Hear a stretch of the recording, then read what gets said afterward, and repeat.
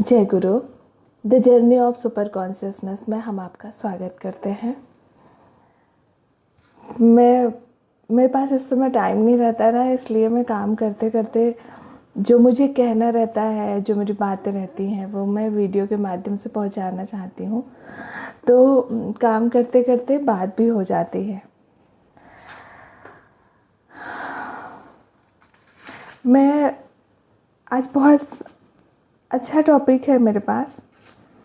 मैं बात ये करना चाह रही थी कि कैसे हम अपने जीवन में खोज करें, कैसे सही और गलत की पहचान करें, कैसे हम अपने भीतर हम क्या चाहते हैं इसका निरीक्षण और परीक्षण करें। क्योंकि किसी भी दिशा की ओर अपनी पूरी एनर्जी लगाना ये तब तक अच्छा नहीं है जब तक आपका ग्रोथ किसी तरह से नहीं हो रहा। तो जो आध्यात्मिक गुरु हैं, जो सद्गुरु हैं, हमारे ऋषि हैं और संत हैं, वो अक्सर एक ही बात करते हैं कि जो बाहरी रूप से जो सांसारिक आपकी ग्रोथ हुई है, वो ग्रोथ रियल ग्रोथ नहीं है। रियल ग्रोथ आपकी आध्यात्मिक ग्रोथ होनी चाहिए, स्पिरिचुअल ग्रोथ होनी चाहिए, वो मायने रख रहा है। तो मैं उसी बात पर आज डिस्कशन करूंगी कि किस तरह से आप पहचानें कि आपकी रियल ग्रोथ हो रही है या नहीं हो रही है। तो हमारी जो रियल ग्रोथ है ना, वो डिपेंड करता है हमारे माइंडसेट पर। अब अपने माइंडसेट को बदलने के लिए सबसे पहले तो आपको अपने मन में घुसना पड़ेगा। लेकिन ये बड़ा कठिन लगता है सबको, सबके बस की बात नहीं है कि मन में कैसे घुसे। इसीलिए ध्यान जरूरी हो जाता है मन को चेक करने के लिए। ध्यान जब करते हैं आप, तो आप मन के और पास और करीब जाते हैं। धीरे धीरे आप अपने करीब जाते हैं। अपने करीब मतलब धीरे धीरे आप अपने ही शरीर की गतिविधियों को समझते हैं, विचारों को समझते हैं। जब तक बाहरी बातें चलते रहती है ना, प्रेजेंट में आप नहीं रहते हो, कंटिन्यू आपका जो मन है वो बाहर ही रहता है। तो बाहर की ही इतनी बातें रहती हैं, कभी पास्ट की कभी फ्यूचर की, कि आपको टाइम ही नहीं मिलता है अपने अभी के प्रेजेंट की जो धारणा है, जो मन में विचार चल रहा है, उसको टाइम ही नहीं मिलता चेक करने का। इसलिए ध्यान करना ज़रूरी हो जाता है। और ध्यान करना बहुत सरल है, कठिन नहीं है। कई लोग बोलते हैं कि ये कठिन है हमारे लिए, लेकिन मैं बता रही हूँ कि कठिन नहीं है। देखो, ध्यान कई तरीक़ों से हो सकता है, लेकिन जो मेरे लिए सूटेबल है मैं वही डिस्कशन करूँगी। बाकी ध्यान की जो विधियाँ हैं आप उनकी बुक लें और पढ़ें। कई संतों ने बहुत दिया है हमें, कैसे हम अपने मन में उतरें। तो जो मैं जानती हूँ वो ये है कि धीरे धीरे आप जब ब्रीथ को फॉलो करते हैं, तो ब्रीथ कितनी पास है हमारे, कितनी पास है, कितनी करीब है। तो ब्रीथ को फॉलो करते करते करते करते धीरे धीरे ब्रीथ भी और शांत होते जाती है। फिर आप के भीतर दृष्टा भाव, साक्षी भाव और विचारों को पढ़ना, अपने चेक करना कि अभी मैं कहाँ पर हूँ, मेरे भीतर क्या विचार चल रहा है। फिर जब आप उस विचार को देख पाते हैं, अच्छे से समझ पाते हैं मन भावनाओं को, फिर उन विचारों की सार्थकता आपको समझ में आती है कि कितना सार्थक है कि नहीं है। और जब आप विचार चेक कर लेते हैं तो आप अपनी वीकनेसेस पता हो जाती है कि मेरी कहाँ पर वीकनेस है, क्या चाह रही हूँ मैं। तो इसलिए ध्यान करना बहुत ज़रूरी हो जाता है। चेक करना ही चाहिए। तो ध्यान करिए और अपने विचारों को चेक करिए, और फिर जीवन में क्या ज़रूरी है क्या नहीं है ये सेट करिए। सब कुछ ज़रूरी नहीं है, कुछ चीज़ें हम किसी डर के कारण कर रहे होते हैं, और डर आपकी उन्नति का कारण नहीं हो सकता। कुछ भी कर रहे हो आप, कितना ही अच्छा काम कर रहे हो, लेकिन जो डर है मन में आपके बैठा है, वो डर आपकी उन्नति नहीं करा सकता। क्योंकि जब सब कुछ विचार है, विचारों की दुनिया से आ रहा है, जब हम डेस्टिनी की बात करते हैं, जब कर्मों की बात करते हैं, तो पता चलता है कि ये विचार है, ऐसे विचार करना चाहिए। जैसे संतों ने कहा है कि दिन भर नाम जप करो, प्रभु का नाम लो। तो क्यों कहा है? इसलिए कहा है कि ताकि हमारे जो विचार हैं वो और दूषित ना हो। कुछ ना कुछ तो मन में विचार चलता ही रहेगा। ये वाला विचार चल रहा, नहीं तो वो वाला विचार चलेगा। तो उनने कहा कि पूरा दिन भगवान पे अपना मन टिका लो। पढ़ना है तो उन्हीं की स्तुति करो, उन्हीं के विचार करो। ऐसी चीज़ें बताई गई हैं। तो कुल मिला के ये है कि अभी के पल में, अभी के समय में, पहले जो विचार क्रिएट हो गए वो हो गए, उस पर हमारा कंट्रोल नहीं था, हमें नॉलेज नहीं था। लेकिन अब जब हमें पता है कि हमें किस तरह की विचारधारा में रहना है, तो अलग अलग रास्ते हैं। और संशय किस बात का है? नाम जप के लिए बोला है किसी ने कि नाम जप करो, किसी ने बोला इनका नाम जप करो। तो यही रीज़न है कि नाम जप से वो जो चेतना में हमारे जो शक्ति आती है, उसमें क्लैरिटी जो आती है, पर्टिकुलर जैसे कृष्ण हैं, कृष्ण इस दुनिया में एग्जिस्ट करते हैं और बार बार नाम जप करते हैं। हम उनकी शक्ति को विचार करते हैं कि कृष्ण तो ये हैं, कृष्ण तो वो हैं। तो धीरे धीरे हमारे मन में जो शक्ति है उनसे मिलने वाली, जैसे मैं बोलूँ, किसी के बब्बा अगर कलेक्टर हैं तो वो व्यक्ति अपने बब्बा के बारे में सोचते ही एक एनर्जी हासिल कर लेता है कि मेरे बब्बा क्या है, कलेक्टर हैं। कुछ भी होगा तो बब्बा तो कलेक्टर हैं। एक निश्चिंतता उसके मन में रहेगी कि मेरा किसी तरह से कोई नुकसान नहीं हो सकता क्योंकि मेरे बाबा कलेक्टर हैं। तो उसी तरह से कृष्ण की जो महिमा हम सुनते हैं, कृष्ण की महिमा जो हम पढ़ते हैं, उनकी चेतना, उनकी एनर्जी, उनका सब कुछ, तो अगर हम कृष्ण भक्त हो जाते हैं, हम नाम जप करते हैं, तो वो साथ में कृष्ण के साथ ही उनकी ये सारी महिमा भी हमारे मन में आती है और एक अंदर से निश्चिंतता भी रहती है कि मेरे तो कृष्ण हैं, किसी बात की चिंता नहीं है। तो ये जो निश्चिंतता हमारे मन में आती है, ये निश्चिंतता ही हमारा उद्धार करती है।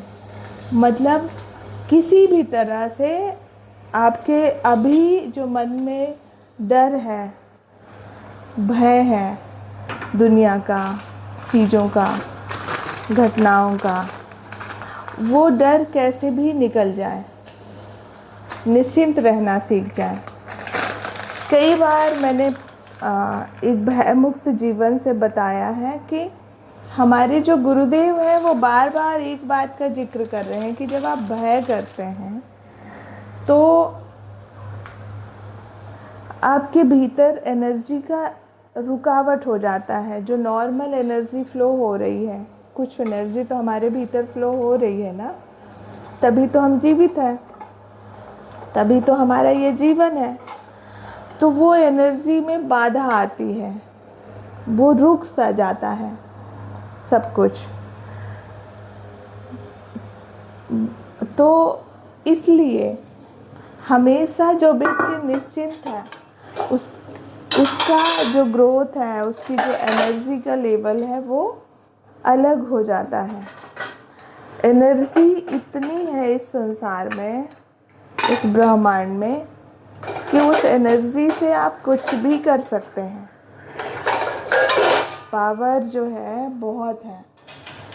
तो चाहे तो आप 0 वाट का बल्ब जला के रहें, मतलब आपके पास एनर्जी का भरपूर स्रोत है। चाहे आप 0 वाट का बल्ब जलाएं और चाहे तो पूरा का पूरा हीटर ही जला लें, जितनी आप में क्षमता है उतनी एनर्जी आप ले सकते हैं इस ब्रह्मांड से। तो यही बात है कि जिनने इस बात को समझ गए कि एनर्जी भरपूर है, जिनको ये बात, और लेकिन ये मेरे बात जो मैं कह रही हूँ इससे बस कुछ हल होने वाला नहीं है, ये आपके अनुभव में आना चाहिए।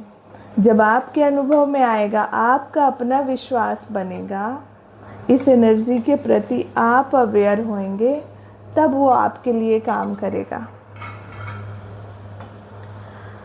तब आप एनर्जी को अपनी तरफ अट्रैक्ट करना शुरू कर देंगे। तो ये चेतना के किस स्तर पर आपको ये बात समझ में आएगी, ये आप ही डिसाइड करेंगे। आप कब तय करते हैं इस बात को कि समझना ही है मुझे।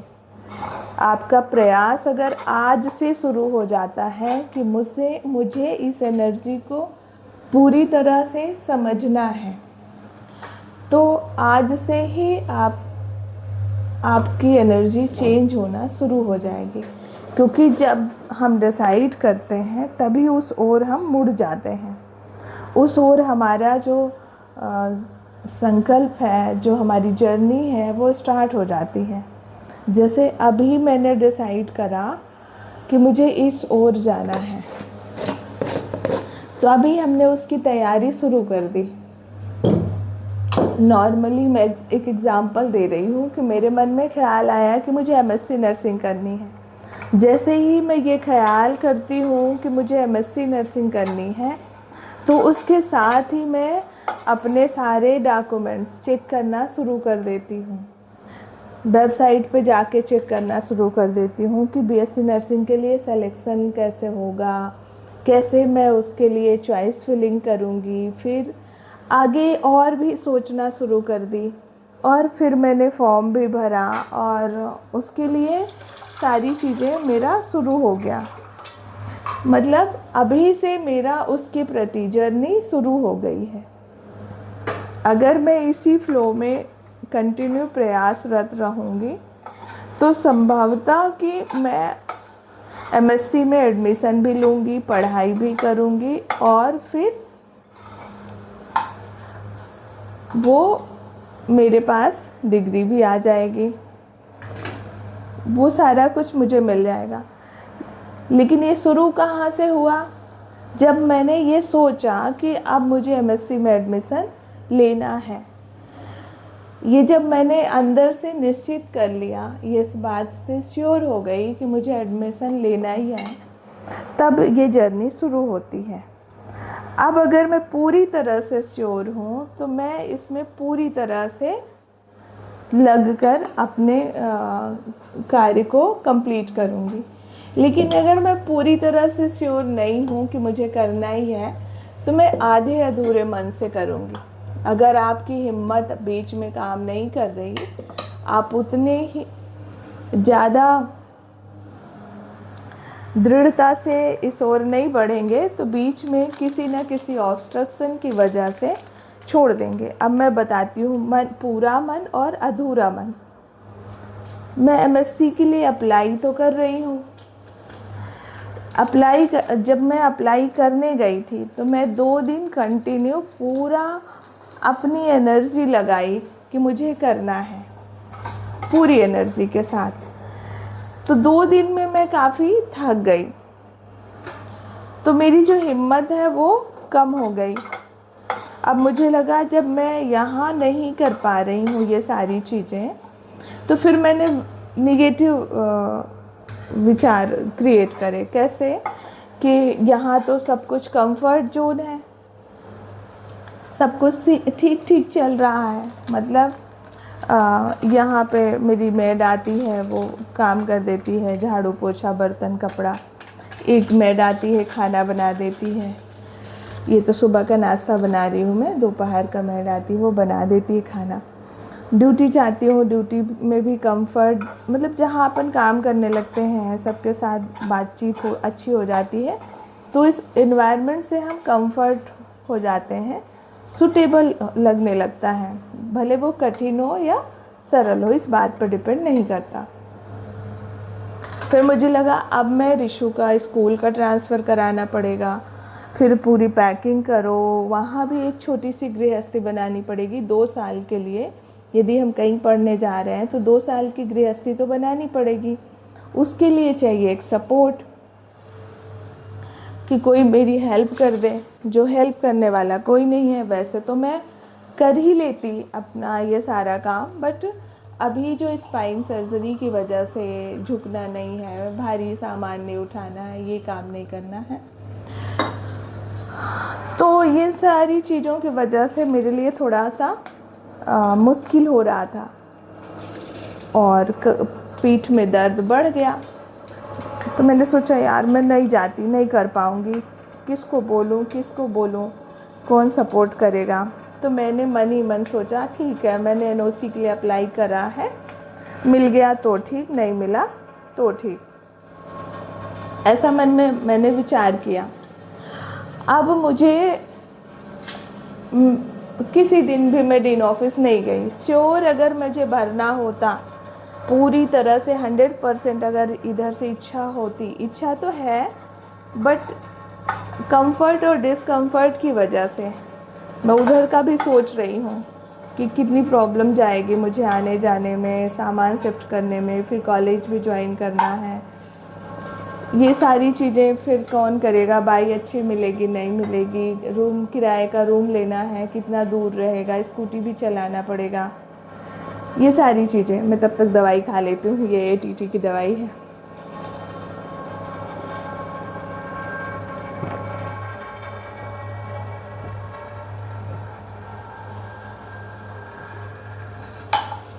तो ये सारी चीज़ों की वजह से मैंने क्या करा, जाऊँ नहीं जाऊँ, और बहुत बीच में मैं एकदम बिल्कुल निश्चिंत हो गई कि नहीं जाना है। लेकिन फिर एक दिन सोची कि नहीं, जब मैंने फॉर्म फिल किया है तो चॉइस फिलिंग भी कर दूं और देख ही लेती हूँ कि मेरा होता है या नहीं होता है सिलेक्शन, तो पूरे प्रक्रिया कंप्लीट कर लूँ। यदि मेरा रीवा में चॉइस फिलिंग में अगर मुझे रीवा मिल जाता है तो रीवा में मैं चले जाऊँगी, वहाँ किसी न किसी का हेल्प मिल जाएगा, रिश्तेदार हैं, मेरी सिस्टर है, रियल सिस्टर। ऐसे करके मैंने थोड़ा सा अंदर सोचा। अब मैं डीन सर से मिलने भी गई, लेकिन उनसे मुलाकात नहीं हुई, तो फिर चले आई। ये सारी चीज़ें हुई और आवेदन मैंने पहले करा था, उसके बावजूद भी मुझे एनओसी नहीं मिली। कल की डेट में कुछ लोगों को एनओसी मिली है और मुझे नहीं मिली। अब इसका दोष मैं उन लोगों को तो दे रही हूँ कि मुझे एनओसी क्यों नहीं दिए, क्योंकि मैंने आवेदन किया था। अगर फिजिकली सोचा जाए तो ये तो एकदम रियल में दिख रहा है, स्पष्ट दिख रहा है कि मुझे एनओसी नहीं मिली, उन लोगों को मिल गई। पर मेरा जो मन है, मैं जो मन के हिसाब से बता रही हूँ कि मेरा प्रयास जो है वो 80% प्रयास था या 90% प्रयास था, 10% प्रयास मैंने नहीं किया। तो यही हर काम के साथ होता है। आज हालांकि मैं फिर जाऊंगी एनओसी के लिए, लेकिन उतना मैं नहीं सोच रही हूँ। सोचती हूँ ठीक है, मिलेगा तो ठीक, नहीं मिलेगा तो ठीक, मिल जाएगा चॉइस फिलिंग कर दूंगी, रीवा में मुझे मिल जाता है तो जाने का भी प्रयास करूंगी। इसलिए ये सब प्रक्रिया करना चाहती हूँ। लेकिन मेरा जो प्रयास है वो 80-90% है, पूरा नहीं है। 10% मैं अपना प्रयास छोड़ रही हूँ। मैंने कर्तव्य तो करा है, लेकिन प्रयास अभी भी 10% कम किया है। इसी तरह से जब हमारा कुछ भी काम करने हम निकलते हैं तो किसी न किसी निगेटिव पॉइंट, कुछ किसी न किसी निगेटिव विचार के कारण हम उसमें 100% प्रयास नहीं करते। और जब तक आप किसी भी कार्य के लिए 100% प्रयास नहीं करते हैं, तब तक आपको सफलता मिलना पॉसिबल नहीं होता। आप सफलता मिलते मिलते रुक जाता है। तो जितना मैं समझ रही हूँ अब इस बात को, मैंने गहराई से इस बात को देखा है कि जब जब मैं अपने विचारों में पूरी तरह से अस्पष्ट थी कि मुझे ये चाहिए, उसमें फिर आगे पीछे कोई भी नेगेटिव विचार नहीं था कि ये हो जाएगा तो फिर मैं कैसे करूँगी। जैसे अभी मैंने सोचा एमएससी में अगर मेरा हो जाता है तो मैं जा पाऊँगी या नहीं जा पाऊँगी, ये जो विचार था मेरा, ये थोड़ा सा ठीक नहीं था। मुझे 100% अगर ये विचार रखती मैं कि नहीं मुझे जाना ही है और मैं कर लूँगी, सब कुछ पॉजिटिव होता, तो श्योर कि मैं इस बार भी मुझे एनओसी मिलती और मैं पूरी तरह से सफल होती। इसी तरह से हर एक चीज़ में, हर एक जर्नी में, हर एक बात में, जीवन के हर एक पहलू में यही बात लागू होती है। मेरा अनुभव, मेरा प्रैक्टिकल मैं बता रही हूँ कि यही बात जीवन के हर एक पहलू में लागू होती है कि आपका जो प्रयास है वो 90% है या फिर 100% है। क्योंकि अभी भी मैं एक्सक्यूज दे सकती हूँ, बोलती हूँ कि अरे मैंने अप्लाई करा था, हमको एनओसी नहीं दिए। और सच में अप्लाई तो मैं करी थी, एनओसी नहीं दिए, ये बात भी सच है। लेकिन मैं मेरे मन की बात यहाँ कह रही हूँ, मन में मेरे क्या चल रहा था और किस वजह से नहीं हुआ। आज तक मैंने जो भी चीज़ 100% चाही है स्पष्टता से, वो चीज़ मुझे मिला है। लेकिन जब भी मैंने कुछ गड़बड़ सड़बड़ किया है कि ठीक है ये निगेटिव पॉइंट भी ये है वो है, तो फिर वो काम रुक जाता है। और ऐसा ही हर किसी के साथ होता है। तो ऐसे ही लोग कुछ करते हैं और दोषारोपण किसी और को देते हैं, अपने भीतर झांकते नहीं, चेक नहीं करते। तो हर किसी को ना ध्यान करना चाहिए। ध्यान करोगे तो स्पष्टता से अपने मन को चेक कर सकोगे। कई लोग तो अवेयर ही नहीं होंगे कि वो अपने जीवन में चाहते क्या हैं। इतने विचार होंगे उनके आसपास पास्ट और फ्यूचर के कि वो अभी में ये क्यों कर रहे हैं, क्या चाहते हैं, वो स्पष्ट ही नहीं होंगे। तो बस आध्यात्म का नाम यही है कि आप क्या चाहते हैं, क्यों चाहते हैं, स्पष्टता लाने के लिए। और जब सब कुछ मन के कारण है, मन के जो विचार हैं, आप यूं ही नहीं फेंके गए हो इस संसार में। ये जो डेटा, ये जो ईश्वर ने आपको फ्री विल दिया है, आपका जो मन बुद्धि विचार है, ये दिया है। और जैसा आप विचार क्रिएट करते हो वैसा ही आपका जीवन होता जाता है। तो पिछले जो हमारे विचार थे, जैसे भी थे, पिछले विचार का परिणाम भी तो मिलेगा। किसी भी विचार का परिणाम ऐसा नहीं हो सकता ना कि नहीं मिले। तो दूसरों को, जब आप अपने विचार को चेक करते हैं और परिणाम देखते हैं, तो फिर दूसरों को दोषारोपण नहीं करते कि ये दूसरे की वजह से हुआ है।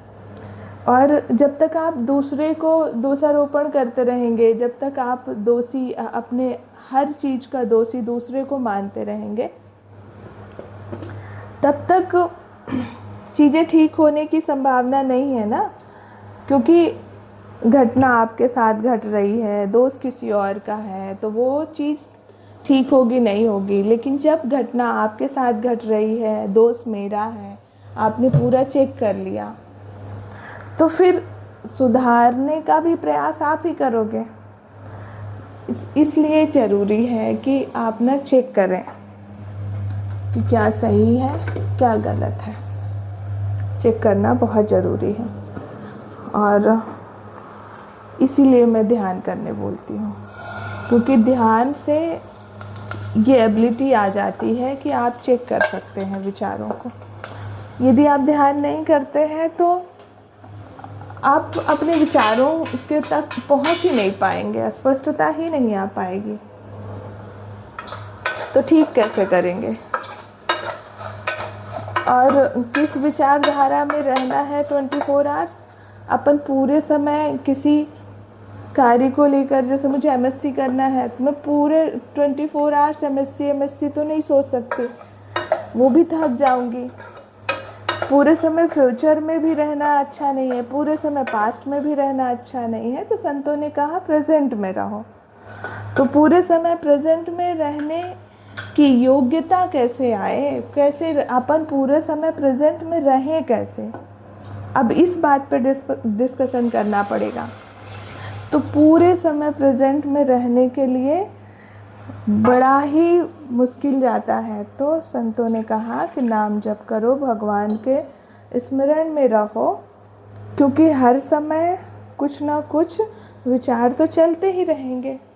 तो प्रभु के स्मरण में रहो, प्रभु के विचार में रहो, ये कहा। और ये अच्छा है, मेरे लिए भी अच्छा है। मैं तो हमेशा इस बात को देखती हूँ, यदि बहुत कोई परेशान हो गई बात किसी, तो थोड़ी देर उस बात को देखो, सुनो। अगर उससे भी नहीं निकल पा रहे हो तो प्रभु का स्मरण करो, तो नेगेटिव विचारों से तो बच ही जाएंगे। फिर अगर साक्षी भाव में रहना आ गया किसी को, दृष्टा भाव में रहना, साक्षी बनना, होश में रहना, विचारों के साथ अवेयर रहना, अगर ये बहुत अच्छे से आ गया आपको, तो फिर तो बहुत अच्छी बात है, फिर सफल हो गए आप जीवन में। तो यही सारी बातें थी कि कैसे अवेयर हुआ जा सकता है, और कैसे हमारे ये जो मन है, मन बुद्धि विचार, ये जो डेटा यहाँ पर कलेक्ट हुआ है, उसी के हिसाब से जो डेस्टिनी है वो बनती है हमारी। तो कुछ भी करेक्ट करने की ज़रूरत नहीं है, सिर्फ इसको करेक्ट कर लें हम, तो चीज़ें धीरे धीरे ठीक होने लगेंगी। दूसरी बात, स्वीकारनेस, स्वीकार। जैसे संत क्या समझाते हैं कि स्वीकार कर लो, जो हो रहा है उसको स्वीकार कर लो। तो जो स्वीकार तभी आएगा जब आप ये समझोगे कि ये जो भी परिणाम मिला है ये मेरी गलती से मिला है, तभी स्वीकारनेस आएगा। यदि आप ये सोचते हो कि ये जो भी हुआ है ये उसका कारण दूसरा व्यक्ति है, तो आप तुरंत उसके ऊपर गुस्सा करेंगे कि ये दूसरा व्यक्ति, इसकी वजह से मेरे जीवन में प्रॉब्लम क्रिएट हुई है, तो आप गुस्सा करेंगे। आप जब गुस्सा करते हैं, क्रोध करते हैं, टेंशन लेते हैं, तो फिर क्रिएट हो गई बात, फिर आपकी एनर्जी बाधित हो गई। जैसे कुछ चीज़ें, एनर्जी का फ्लो जो चल रहा, एनर्जी दिख तो नहीं रही लेकिन है तो एनर्जी ही, वो फ्लो चल रहा है अपने नॉर्मल उसमें, लेकिन जैसे हम गुस्सा करते हैं ऐसे कॉन्ट्रैक्ट होता है सब कुछ। कई बार बॉडी में एकदम से दिखता है गुस्सा। मेरी एक फ्रेंड थी, वो जैसे ही गुस्सा करती थी उसका फेस और यहाँ तक पूरा रेड हो जाता था, दिखता था उसकी बॉडी में प्रतिक्रिया तुरंत। तो ये जो गुस्सा है ये एनर्जी को बाधित कर देता है। प्राकृतिक रूप से जो नेचुरली एनर्जी का फ्लो चल रहा है तो वो बाधित कर देता है। इसलिए अभी जैसे मैंने दूसरे को समझा कि ये दूसरा है इसका कारण, अब ठीक करने की संभावना भी नहीं बची। ठीक करने की संभावना तो तभी है ना जब हम उस पर्टिकुलर सिचुएशन का कारण अपने को मानेंगे, तो तुरंत तत्क्षण हम अपने आप को ठीक करने का प्रयास करेंगे। और क्योंकि वो घटना घट चुकी है, जैसे बॉल फेंकी जा चुकी है, अब बॉल फेंकी जा चुकी है तो हम ये प्रयास कर सकते हैं, बॉल फेंकने के बाद तुरंत जो अवेयरनेस आई कि अब ये बॉल दीवार में फेंका और वापस मुझे ही लगेगी, तो जो अबोध बालक है वो नहीं हटा, वो वहीं पे बैठा है, तो उसको वो बॉल वापस आके लग गई, तो तुरंत उसको क्या मिला, परिणाम मिल गया। लेकिन जो चतुर होगा, जो चालाक होगा, जो समझ गया कि ये बॉल फेंकी गई है वापस आएगी, तो वहाँ से वो हट गया। तो जैसे ही हम किसी चीज़ का विरोध करते हैं, समझते हैं कि परिणाम वहाँ से आ रहा है, तो हमें पूरी चोट हमें लगती है और हम रिसीव करने के लिए रहते भी है वहीं पर। पूरा कंसंट्रेशन हमारा पर्टिकुलर सिचुएशन और बात पे लगा हुआ है कि जब वहाँ से परिणाम आ रहा तो हम अभी भी उसी गुस्से में भरे हुए हैं, और फिर उधर से भी प्रतिक्रिया आ रही। अगर उधर से प्रतिक्रिया नहीं भी आई तो भी मैं मेरे भीतर उस पर्टिकुलर सिचुएशन को लेके दूसरे को कारण समझ के हम वहीं पे कॉन्सेंट्रेटेड हैं। मेरा जो चित्त है, मैं जो चेतना है, जो मेरा मन बुद्धि है, वो अभी वहीं पे कॉन्सेंट्रेटेड है। और ऐसा होता ही है हर बार कि एनर्जी की प्रतिक्रिया आदान प्रदान होती ही है, कई बार भीतर से, कई बार बाहरी भी उसका स्वरूप दिखता है। कई बार एनर्जी मैच नहीं होती, भीतर दोनों के मन में एक दूसरे के प्रति मेंटल फ्रिक्शन चल रहा होता है, तो वो एनर्जी जो है वो एक दूसरे से टकरा रही हैं, विचार टकरा रहे हैं, एनर्जी मैच नहीं हो रही, बिन कहे हम एक दूसरे को पसंद नहीं कर रहे हैं। और कई बार उसका उग्र रूप ले लेता है कि कुछ बातें उसने बोली, कुछ बातें हमने बोली, तो इस तरह से चीज़ें चलते रहती है। पर समझदारी क्या है, अभी गलती करा हमने, अभी मैंने सोचा समझा कि ये क्यों घटा, और बेहोशी में हमने दूसरे को ये इसका कारण मान लिया। अब जब दूसरे को इसका कारण मान लिया, भीतर फिर कॉन्फ्लिक्ट शुरू हो गया, भीतर फिर क्रिया प्रतिक्रिया चालू हो गई। तो जो व्यक्ति नाम जप करते हैं उनको लगता है अरे यार थक गए, क्योंकि एनर्जी कंटिन्यू बाहर फ्लो हो रही है, तो फिर तुरंत वो नाम जप पे आते हैं, तो बोलते हैं सुकून मिलता है, नाम जप से सुकून मिलता है। अभी उस बात से हट गए, अब यहाँ पर फिर जुड़ गए आप कृष्ण के नाम से, अब कृष्ण पे आपका जो है वो चित्त शांत हो गया कि मेरे भगवान है, मेरे भगवान सब देख लेंगे, आपको तत्क्षण शांति मिल गई। अब आपका एनर्जी जो फ्लो बाहर हो रहा था वो इधर शांत हो गया, तो ये सुकून मिल गया। और कई लोग इस बात को समझ लिए, क्रिया प्रतिक्रिया ये जो चलता रहेगा तो इससे मैं ही पिसूंगा, मेरा ही नुकसान है, तो फिर वो अपने चित्त को दूर से देखना शुरू करे कि जो साक्षी भाव, जो दृष्टा भाव में रहना जानते हैं, वो इस दृश्य को हट कर कि यहाँ पर ये चीज़ें चल रही है, ये मन में जो चल रहा है उसको वो साक्षी भाव हो गए, ठीक है, वो एक समय पर रुक जाएगा, समझ जाएगा व्यक्ति कि इसमें कुछ मतलब नहीं है, इसमें कुछ भी सार्थकता नहीं है, और फिर वो क्रिया प्रतिक्रिया रुक जाती है। तो एक हुआ समझकर, और एक हुआ कि कोई भी धारणा, कोई भी बिलीफ पर टिके। लेकिन अल्टीमेट सॉल्यूशन क्या है कि हम वहाँ उस सिचुएशन से कैसे निकलें। तो जिसके साथ जिसको जो सुटेबल लगता है, किसी को नाम जब सुटेबल लगता है, किसी को ज्ञान से दृष्टा भाव में, होश में, तो जिसको जो अच्छा लगे, जिसकी तर्क बुद्धि के लिए जो सुटेबल हो, तो ऐसा करना चाहिए। बट वहाँ से हटना चाहिए। प्रारब्ध क्या है? जो हमने पहले कर्म करे उसका परिणाम आना है, तो उस परिणाम से बचा जा सकता है। कहते हैं जब आप ईश्वर के साथ हो तो परिणाम से बचा जा सकता है। तो ऐसे ही है कि उसका जो परिणाम आया, जब आप पूरी तरह से कंसंट्रेट कर रहे हो उस परिणाम पर, तो उसकी तीव्रता बहुत ज़्यादा होगी, और फिर उस तीव्रता से जो परिणाम आया उसकी फिर प्रतिक्रिया होगी। तो ये निरंतर चलता रहेगा, रुकेगा ही नहीं। जैसे सामने वाला एक डंडा हमें मारा, और जब तक वो एक एग्जाम्पल बहुत प्रैक्टिकल मैं समझा रही हूँ। मान लो थोड़ी देर के लिए आप पड़ोसी से लड़ाई किए, पड़ोसी के बच्चे को एक डंडा मार के आ गए। अब आपको पता है अच्छे से कि अब पड़ोसी बहुत उग्र हो के आने वाला है, स्वभाव उसका पता है, आपने पीट तो दिया उसके बच्चे को। अब पड़ोसी बंदूक वगैरह लेके आया, तो आपको पता है उसके पास बंदूक है, तो आपने भी अपनी बंदूक तैयार करा।